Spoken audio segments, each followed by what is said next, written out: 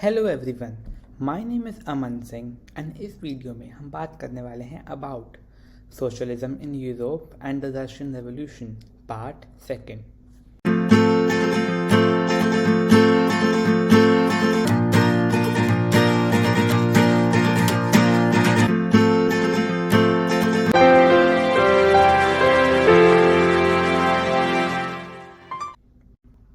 Finally, the Russian Revolution. Socialists took over the government in Russia through the October Revolution of 1917. The fall of monarchy in February 1917 and the events of October are normally called the Russian Revolution. Socialist ने last video में read किया था कि एक revolution किया था। उस revolution की हेल्प से सोशलिस्ट ने रशिया की जो गवर्नमेंट थी वो रशिया की गवर्नमेंट बन गए। जो फॉल हुआ था गवर्नमेंट का फरवरी 1917, वहाँ से लेकर जो उसके बाद अक्टूबर तक जो इवेंट्स हुए थे उसको हम द रशियन रेवोल्यूशन कहते हैं। इन 1914 Russia was under the rule of Tsar Nicholas II. The majority religion was Russian Orthodox Christianity. The empire also included Catholics, Protestants, Muslims and Buddhists. Okay, 1914 तक तसार निकोलस के under Russia था and वहाँ के जो majority लोग थे वो Russian Orthodox Christian थे। एंड अब ऐसा तो हो नहीं सकता कि एकदम प्योर है कि वहाँ पे सिर्फ क्रिश्चियंस ही थे, वहाँ पे और भी थे रिलीजन्स, कैथोलिक्स थे, प्रोटेस्टेंट्स थे, मुस्लिम्स थे एंड बुद्धिस्ट थे। तो ये अलग अलग तरह के रिलीजन्स हैं, कस्टम्स हैं जो कि उस टाइम पे रशिया में थे तसार निकोलस के under.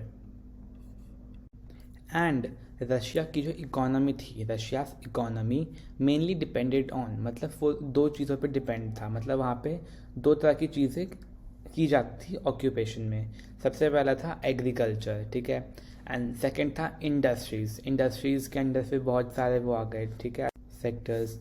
20th century Russia's people were agriculturist, जो कि हमने भी रीड किया कि वहाँ पे most of the people agriculture में थे। 85% of population depends upon agriculture for their livelihood. अब हमें यहाँ पे एक नंबर मिल गया 85%। Cultivators produced for market as well as for their own needs. जो कल्टिवेटर्स थे जैसे इंडिया में, ताकि अपने लिए भी कल्टिवेट करते हैं एंड फिर जो सरप्लस था उसको हम मार्केट में सेल कर देते हैं। Russia was a major exporter of grain. India की तरह रशिया भी एक मेजर एक्सपोर्टर था, किसका? ग्रेन का। Industry was found in pockets. Industries prominent industrial areas were St. Petersburg and Moscow. Craftsmen undertook much of the production. Large factories also included. Pockets मतलब industries कम थी and मतलब most of the जो industrial area था वो Saint Petersburg and Moscow के area में ही था। And most of जो प्रोडक्शन था वो मशीन्स ना करके क्राफ्ट्समैन करते थे। लार्ज फैक्ट्रीज ऑल्सो एग्जिस्टेड, मतलब कम थी बट लार्ज फैक्ट्रीज भी थी। Expansion of railway network and increase in foreign investments led to the establishment of factories in 1890s। जब रेलवे एक्सपैंड हुआ, फिर जैसे हमने इंडस्ट्रियल रेवोल्यूशन जो हुआ था, तो इससे जो फॉरेन इन्वेस्टमेंट था वो भी इंक्रीज़ हुआ। रेलवे एक्सपैंड हुआ तो फॉरेन इन्वेस्टमेंट भी एक्सपैंड हुआ एंड इससे और फैक्ट्रीज 1890s के टाइम पे एस्टैब्लिश हुई। अब इसके आउटकम्स क्या हुए? इंक्रीज इन फॉरेन इन्वेस्टमेंट, जो कि हमने अभी रीड किया। Coal production doubled and steel output quadrupled. Coal production double हो गया एंड स्टील आउटपुट जो था वो 4 गुना हो गया, quadrupled. Employment by 1900 workers and craftsmen were almost equal in number in factories. मतलब बराबर थे, हर फैक्ट्री में बराबर थे workers and craftsman. Industrial structure in Russia, most property was the private property of industrialist. Most of जो private property थी वो कुछ लोगों के हाथ में थी जो कि थे इंडस्ट्रियलिस्ट थे। Government supervised large factories to ensure minimum wages and limited working hours. Government जो था वो काम को चेक करता था लार्ज फैक्ट्रीज में, ये देखने के लिए कि उनको मिनिमम वेजेस मिलते हैं, मतलब कब कहीं कहीं पे होता है कि मिनिमम से भी कम मिलते हैं, सो वो उस चीज़ को इंश्योर करता था। एंड सेकेंड था कि उनको लिमिटेड वर्किंग आवर्स मिले, मतलब ज़्यादा वर्किंग आवर्स ना हो। In crafts units, the working day had 15 hours and 10 or 12 hours in factories. Accommodations varied from rooms to dormitories. अब अलग अलग जगह पे अलग अलग तरह के काम होंगे, तो अलग अलग टाइम होगा कि इतनी देर के लिए यहाँ काम करना है, इतनी देर के लिए यहाँ पे काम करना है, जो भी यहाँ पे काम करेंगे workers. Division among workers. Workers were a divided social group. Some had strong feelings with their villages, while others had permanently settled in villages. Okay, सब अलग अलग लोग थे वर्कर्स ग्रुप में भी, तो अलग अलग सोशल ग्रुप्स भी उन्होंने फॉर्म किए। उनमें से कुछ थे जो कि मतलब उनका बहुत स्ट्रांग बॉन्ड था अपने विलेजेस के साथ, एंड कुछ तो परमानेंटली वहाँ सेटल भी हो गए थे। अब जैसा कि हमने रीड किया था कि अलग अलग जब हैं वर्कर्स, तो उनके स्किल के बेस पे भी डिविजन्स किए गए थे। पहले थे metal workers of Saint Petersburg considered themselves as aristocrats as they were more skilled. Metal work में बहुत मेहनत होती है, बहुत बहुत बारीकी चाहिए होती है। सो वहाँ के जो मेटल वर्कर्स थे सेंट पीटर्सबर्ग के थे, वो अपने आप को सुपीरियर मानते थे। एंड अगले थे division among workers showed themselves in, वो अलग अलग वर्कर्स खुद को सिग्निफाई करने के लिए कि मैं अगर मेटल वर्कर हूँ तो उनकी अगर अलग ड्रेस होती है, अगर मैं कहीं और काम करता हूँ तो मेरी अलग ड्रेस है। Conditions of womens. By 1914 women made up 31% of factory labor, but they still faced discrimination as they were paid less than men. Okay, जो वुमेन थी वो 31%, और जितने भी लेबर्स थे उसमें से 31% जो लेबर था वो वुमेन था।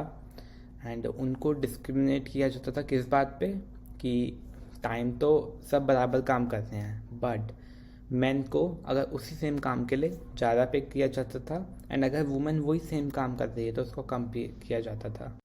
Workers association. Workers still had some unity. अब वर्कर्स जो हैं, जैसे होता है कि कभी कभी अगर आप अलग अलग हो, लेकिन अगर आपके ग्रुप के खिलाफ कोई आ जाए तो आप सब साथ में आ जाते हो, तो वैसा ही वर्कर्स के साथ था।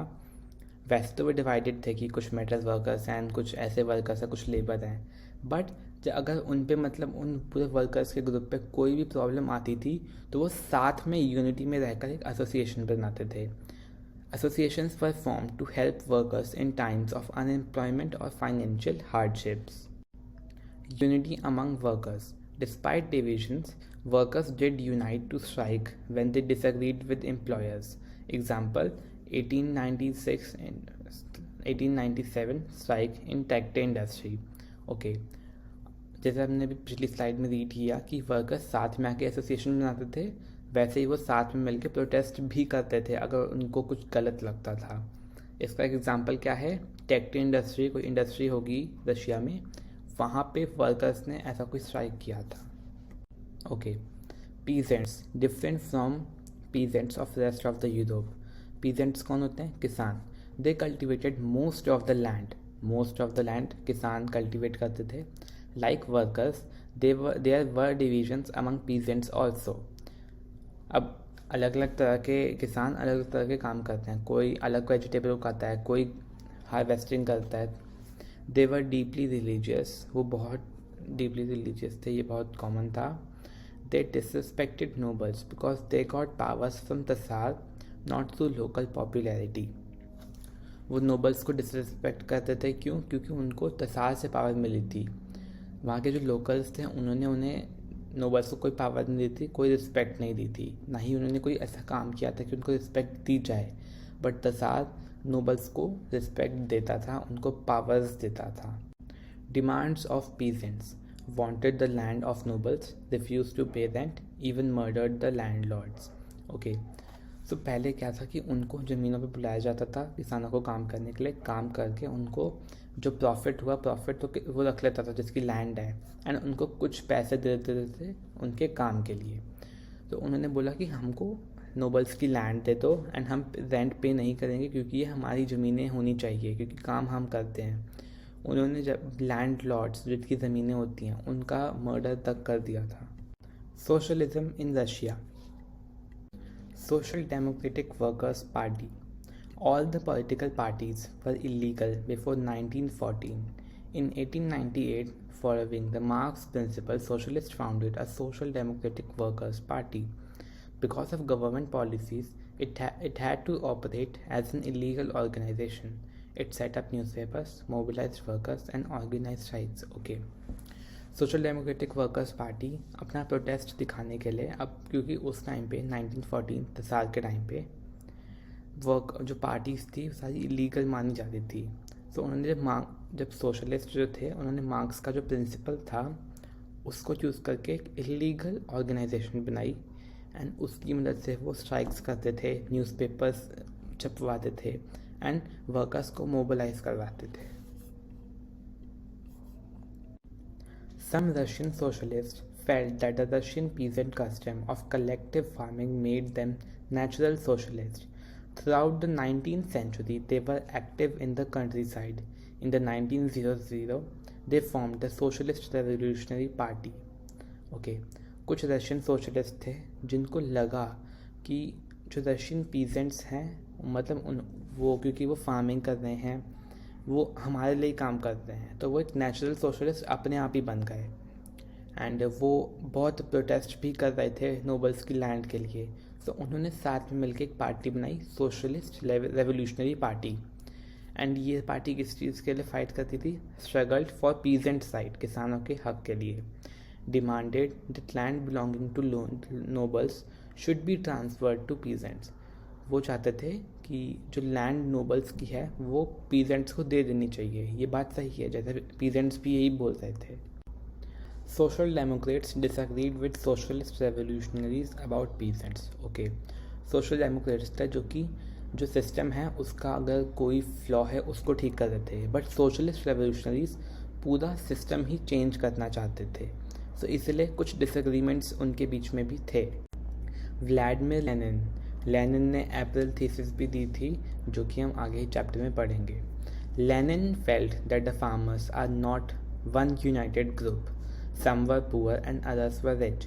सम worked as labourers while others were capitalists and employed workers. Given the differentiation within them, he did not regarded all of them to be a part of socialist movement. Lenin ने ये चीज़ notice की कि जो farmers का जो group है उसमें कुछ बहुत अमीर हैं, कुछ बहुत गरीब है, कुछ कैपिटलिस्ट हैं, कुछ लेबर हैं। तो उन्होंने बोला कि जिनको नीड है या फिर जो आना चाहते हैं सिर्फ उनको अपनी सोशलिस्ट मूवमेंट में लो, बाकी पीसेंट्स जो कि अमीर हैं या फिर कैपिटलिस्ट हैं उनको लेने का नीड ही नहीं है। अब उन्होंने ऐसा क्यों बोला? Because Lenin wanted the party to be disciplined and it should control the number and quality of its members. अब लेनिन ये नहीं चाहते थे कि बस टीम में भरे जाओ। लेनिन चाहते थे कि जिनको भी ले रहे हो उनके अंदर एक क्वालिटी होनी चाहिए कि मतलब वो दिल से फाइट करना चाहते हैं एंड वो चाहते थे कि जो उनका ग्रुप है वो डिसिप्लिन्ड हो। सो अब यहाँ पे भी दो ग्रुप्स बन गए, बोल्शेविक्स एंड मेंशेविक्स। बोल्शेविक्स कौन थे? Majority group under the leadership of Vladimir Lenin wanted to work for revolution, favored a disciplined party, command for control the members and quality of its members, wanted to transform Russian society through force if necessary. Bolsheviks वो थे जो majority में थे, Vladimir Lenin इनको leadership कर रहे थे, वो रेवोल्यूशन के लिए काम करना चाहते थे और वो एक favoured a discipline party command, मतलब जैसे हमने इससे पिछली वाली स्लाइड में रीड किया कि कैसी टीम वो चाहते थे अपनी, कैसा पार्टी चाहते थे वो, और वो चाहते थे कि रशिया को हमें चेंज करना होगा, अब चाहे हमें उसके लिए फोर्स ही क्यों ना लगानी हो। मेंशेविक्स माइनॉरिटी था, minority group under the leadership of Julius Martov, believed in gradual change and stable establishment of parliamentary form of government, liberal and was open to all, wanted to transform the society through education and reform among workers. Menshevik वो थे जो minority में थे। इनको कौन lead करता था? Julius Martov. वो चाहते थे कि धीरे धीरे चेंज लाते हैं, ग्रेजुअल चेंज एंड एक स्टेबल एस्टेब्लिशमेंट जिससे किसी को भी दिक्कत ना हो। एंड वो बहुत लिबरल थे, वो सबको अपनी पार्टी में लेना चाहते थे कि आप जिसको आना है वो आ सकता है। एंड वो एजुकेशन एंड रिफॉर्म मतलब वो आराम से प्यार से चाहते थे कि हम सोसाइटी को प्यार से चेंज करें। A turbulent time, the 1905 revolution. Russia was an autocracy. Autocracy का मतलब कि एक आदमी के पास सारी पावर है. वो कौन था? Tsar Nicholas two. Tsar was not subject to parliament. In 1905, liberals in Russia, along with the social democratic and socialist revolutionaries, peasants, workers campaigned together to end the state of affairs, demanded a constitution. They got support from nationalists and chadists. अब जो अलग अलग जो groups के हमने नाम बोले, उन्होंने बोला बस हो गया, अब हम सीधा स्ट्राइक करेंगे. किस चीज़ के लिए? एक नए कॉन्स्टिट्यूशन के लिए. एंड उनको किस किस से सपोर्ट मिला? नेशनलिस्ट से और जैडिस्ट से. अब हम ये तो समझ गए कि नेशनलिस्ट कौन होते हैं, बट जैडिस्ट कौन होते हैं? तो जैडिस्ट होते हैं Muslim reformers within the Russian empire, same as nationalist, but उनका जो रिलीजन है वो मुस्लिम है. Reason for 1905 revolution. सबसे पहले तो अब रेवोल्यूशन का कारण क्या था? तो 1904 में एक बहुत कोई स्टॉर्म होगा, फिर कोई बैड वेदर की वजह से बैड हार्वेस्ट हुआ था. Prices of essential goods rose so quickly that real wages declined by 20%. जैसे कि फ्रेंच रेवोल्यूशन के टाइम पे हुआ था कि बैड हार्वेस्ट था, तब लोगों ने मार्च किया था एंड फिर बैस्टाइल को डिस्ट्रॉय किया था. एंड तो इस अभी भी यहाँ पे ऐसा ही कुछ हुआ, एक बैड हार्वेस्ट हुआ जिसकी वजह से जब सामान का प्राइस इंक्रीज़ हो गया तो और जो जॉब्स का रेट है वो डिक्रीज़ हो गया. मतलब वेजेस जो हैं मिलने थे वो कम हो गए, क्योंकि इकोनॉमी जब डूब रही है तो जॉब्स भी कम होती जाएंगी. कम क्या, ख़त्म होती जाएंगी. अब इससे वर्कर्स को तो दिक्कत होगी. 1905 a bad year for Russian workers. Reasons: prices of essential goods rose. Prices increase हो गए खाने पीने की चीज़ों के, बेसिक नेसेसिटीज़ के, जिससे सब्सिस्टेंस क्राइसिस भी आया. Wages decline by 20%. वेजेस कम हो गए उनके. Membership of workers association rose dramatically as angry workers kept joining in. जो एसोसिएशंस फॉर्म हुई थी उनमें भी लोग बहुत ज़्यादा बढ़ते गए. The Bloody Sunday. In St. Petersburg, when a factory dismissed 4 assembly workers, 110,000 workers went to strike. When the procession of workers led by Father Capon reached the Winter Palace, it was attacked by the police and the Kasker. Over 100 workers were killed and about 300 wounded. The incident was known as the Bloody Sunday, started a series of events that became known as the 1905 Revolution. Okay, Bloody Sunday जो incidence हुआ था उसकी वजह से revolution में और भी help मिली थी, लोगों की मौत हुई थी. जैसे हमने पढ़ा 100 workers were killed and 300 wounded. हुआ क्या था? जो फैक्ट्री थी उसने 4 असेंबली के लिए भी काम करते थे और वहाँ के वर्कर्स भी थे, उनको डिसमिस कर दिया. और ये देखकर जो 110,000 वर्कर्स थे वो स्ट्राइक पे चले गए कि उनको आपने भगा क्यों दिया. एंड फिर ये जो सारे स्ट्राइक वाले मेंबर्स थे ये सब जब विंटर पैलेस की ओर बढ़ रहे थे तब इनके ऊपर पुलिस एंड कैसेक्स ने अटैक कर दिया था. एंड इसी को हम बोलते हैं the bloody Sunday incidents. Consequences of bloody Sunday. Bloody Sunday की वजह से अब आगे क्या क्या हुआ? सबसे पहले strikes took place over all the country. Universities closed down as students walk out complaining about the lack of civil liberties. Lawyers, doctors and other middle class workers established unions of unions. सबसे पहले तो पूरे देश भर में strikes फैल गई, हर जगह पे स्ट्राइक्स लोग करने लगे, क्योंकि जो ब्लडी संडे इंसिडेंट था वो उनके लिए बहुत, क्योंकि उन्होंने कभी ये नहीं सोचा था कि गवर्नमेंट इतनी आगे चली जाएगी उनकी. सेकंड, जो यूनिवर्सिटीज़ थी वहाँ यूरोप की, वहाँ पे जो बच्चे थे जो मतलब लैक ऑफ सिविल लिबर्टीज जो थी वो बहुत कम थी. ये हमने पिछली स्लाइड्स में पढ़ा था. तो वहाँ के जो स्टूडेंट्स थे वो जाने लगे वहाँ से कि अब हम यहाँ नहीं पढ़ेंगे. वॉकआउट का मतलब होता है चले जाना. Lawyers, doctors and other middle class workers established unions of unions.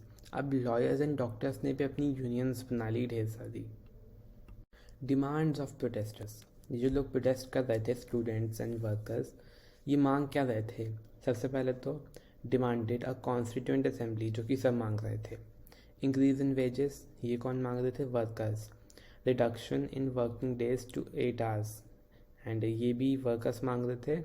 Improvement in working conditions, तो ये भी नॉर्मली सब मांग रहे थे। सो ये जो चारों कंडीशंस थी, प्रोटेस्टर्स बोल रहे थे कि हमको चाहे तो ये कंडीशंस दो, वरना हम स्ट्राइक नहीं रोकेंगे। सो फाइनली गवर्नमेंट को कुछ तो करना ही होगा, तो लेट्स सी गवर्नमेंट ने आगे क्या किया। Outcome of bloody Sunday. अब गवर्नमेंट ने क्या किया, during 1905 revolution the tsar allowed the creation of an elected consultative parliament या फिर ड्यूमा। द ज़ार ने चलो फाइनली बोल दिया ठीक है, अब हम एक पार्लियामेंट बनाते हैं। Severe restrictions were placed on political activities. Most of the committees and unions were declared illegal.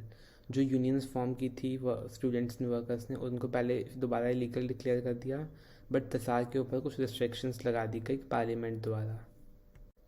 अब तसार भी चालाक था, tasar was clever.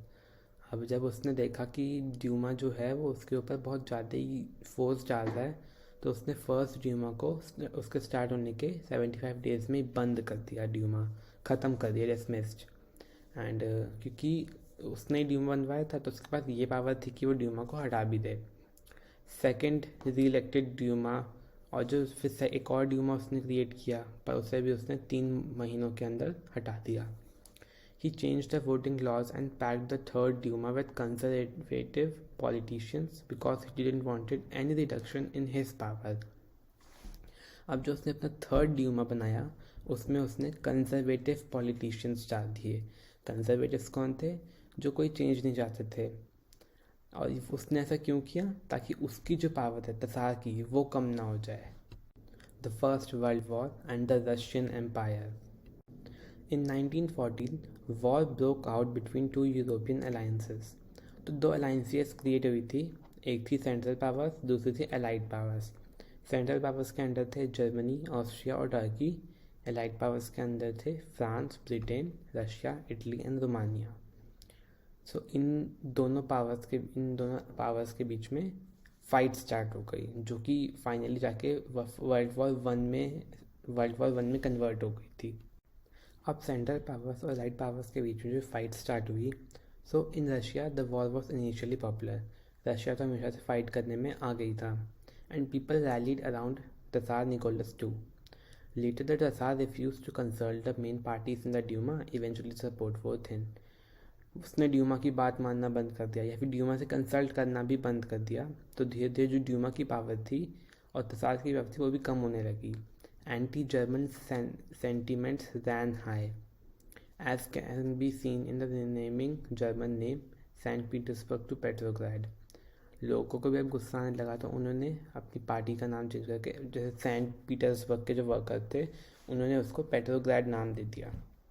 The Thessalian Alexandra's German origins and her poor advisors, especially a monk called Rasputin, made the autocracy unpopular. Both in the eastern and western fronts, defeats were shocking and demoralizing.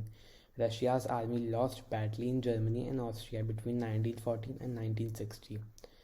दोनों side से लड़ाई हो रही थी, and जो mass destruction हो रहा था उसको देख के सब शॉक में थे। रशिया जर्मनी और ऑस्ट्रिया से हार गई थी। अब रशिया की जो कंडीशन थी वर्ल्ड वॉर के टाइम पे वो कैसी थी, Russia's condition during world war 1। There were over 7 million casualties by 1917 in Russia.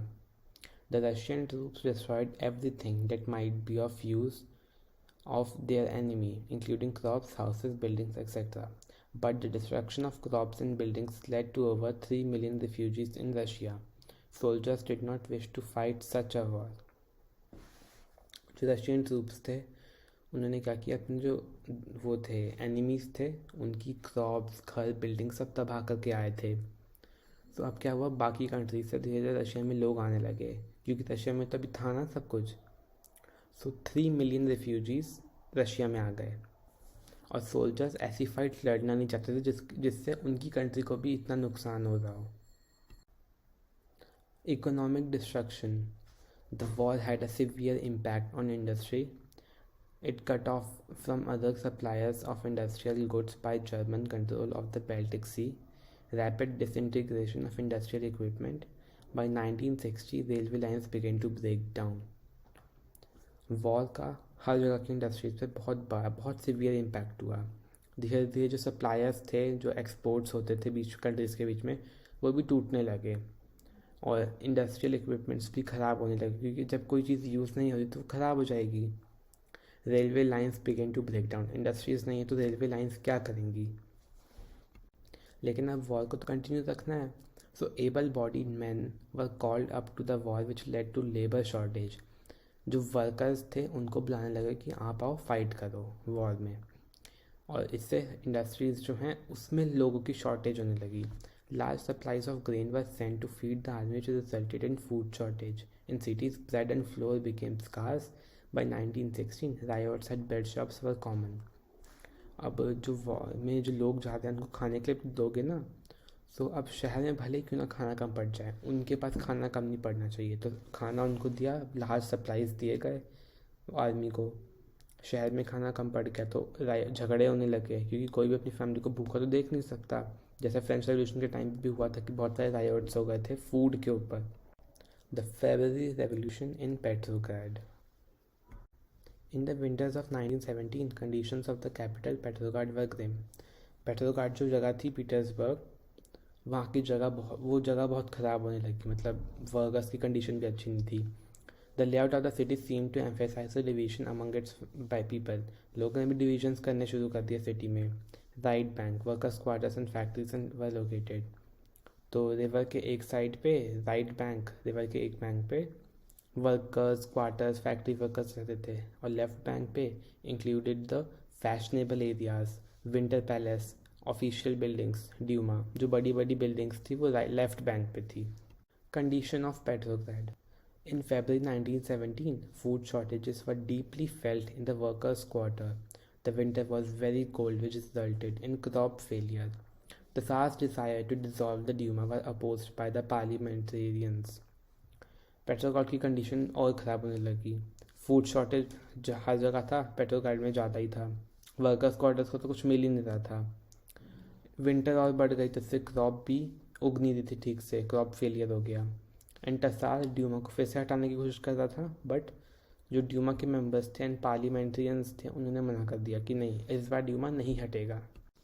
अब फरवरी में हुआ क्या क्या, 22 फरवरी को lockout took place at the factory on the right bank. जो राइट बैंक था जहाँ पे फैक्ट्रीज एंड वर्कर्स रहते थे, वहाँ की फैक्ट्रीज में लॉकआउट, मतलब फैक्ट्रीज बंद पड़ने लगी।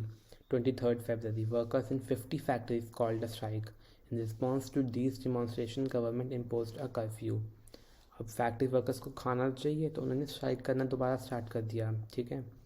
गवर्नमेंट ने क्या किया, एक कर्फ्यू लगवा दिया, जिससे मतलब मारपीट होने लगी वहाँ पे। 24 February government called out cavalry and police to keep eye on demonstrations. Government ने पुलिस को लगा दिया कि नजर रखना कि अब कोई स्ट्राइक ना हो पाए। 25 February the government suspended the Duma. Finally दसाद ने दोबारा थर्ड ड्यूमा को भी सस्पेंड कर दिया। 27 फरवरी, अब वर्कर्स ने बोला बहुत हो गया। Demonstrators return in force and the revolution started. दोबारा से स्ट्राइक्स एंड रेवोल्यूशन स्टार्ट हो गया। 27 फरवरी 1917, अभी हमने पिछली यही डेट दोबारा भी रीड की थी। The streets of Petrograd were thronged with people raising slogans about bread, wages, better hours and democracy. Police headquarters were ransacked, मतलब जहाँ से खाना मिल रहा था वहाँ से ले रहे थे। ब्रेड नहीं था, वेजेस नहीं थे, कुछ था ही नहीं उनके पास। The government try to control the situation and called out the cavalry once again. दोबारा पुलिस को, कैवलरी को बुलाया गया, आर्मी को, कि अब मदद करिए। बट दिस टाइम अब पुलिस वालों ने भी मना कर दिया, नहीं अब हम कोई फायर नहीं करेंगे डेमोन्स्ट्रेटर्स पे, क्योंकि हमें भी कुछ नहीं मिल रहा। An officer and 3 regiments were shot for joining the striking workers. कुछ ऑफिसर्स ने ज्वाइन करने का ट्राई किया होगा वर्कर्स को, उनको गोली मार दी गई। By that evening, soldiers and striking workers had gathered to form a Soviet or council in the same building as the Duma met. This was the Petrograd Soviet. जो ड्यूमा सस्पेंड हुआ था उसी same building में लोग इकट्ठा हुए, soldiers and workers, and उन्होंने अब एक रियल सोवियत बना ली, Petrograd Soviet. Next day a delegation went to see the Tsar. Military commanders advised him to abdicate, मतलब एब्डिकेट मतलब हट जाओ अब आप, क्योंकि आप इसको नहीं संभाल पाए रशिया को। Tasar abdicated on 2nd of March। Tasar ने फाइनली बोला ठीक है मैं रूल नहीं करूँगा। Petrograd situation after Tsar's abdication। Soviet leaders and Duma leaders formed a provisional government। A constituent assembly would be elected on the basis of universal adult suffrage। Finally वो धीरे धीरे डेमोक्रेसी के ट्रैक पे आने लगे। जो ड्यूमा के जितने भी मेंबर्स थे सब ने मिलकर प्रोविजनल गवर्नमेंट बना ली कुछ टाइम के लिए, जब तक इनकी कंट्री थोड़ी सी स्टेबल ना हो जाए, और एक कॉन्स्टिट्यूट असेंबली बिठाई जाएगी, इलेक्ट की जाएगी। किसके बेसिस पे? यूनिवर्सल अडल्ट सफरेज, मतलब वुमेन एंड मैन दोनों ज्वाइन कर सकते हैं। फाइनली हम कंक्लूड कर सकते हैं कि Petrograd had led the February revolution that brought down the monarchy in February 1917। जो पेट्रोग्राड था उसने जो फेब्रुअरी रेवोल्यूशन किया उसके कारण तसार को फाइनली हटा दिया गया उसके रूल से, एंड फाइनली वो धीरे धीरे एक राइट ट्रैक पे आने लगे।